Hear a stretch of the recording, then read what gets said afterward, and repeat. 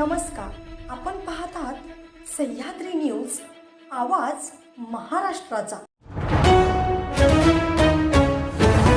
Police वाहतूक शाखेच्या कार्यालयाजवळ टोईंग वाहनातून नेणाऱ्या इलेक्ट्रिक मोपेड दुचाकीला अचानक आग लागली। या आगीत दुचाकी पूर्ण खाक झाली। ही घटना टोईंग वाहन चालकाच्या लक्षात आल्यानं पुढील अनर्थ टळला। शुक्रवारी संध्याकाळी 7च्या दरम्यान शेगाव नाका चौकातील ग्राहकांच्या घरून राजापेठ येथील शोरूमला घेऊन जाणाऱ्या वाहनातील इलेक्ट्रिक मोपेड दुचाकीला अचानक आग लागल्याने एकच तारांबळ उडाली। आग लागल्याचं टोईंग वाहन चालकाच्या लक्षात येताच त्याने वाहन थांबविले। याबाबत लगेच अग्निशमन दलाला माहिती देण्यात आली। त्यानंतर तात्काळ दखल झालेल्या अग्निशमन दलानं वाहन विझविण्याचा प्रयत्न केला, मात्र तोपर्यंत मोपेड दुचाकी पूर्णपणे जळाली होती।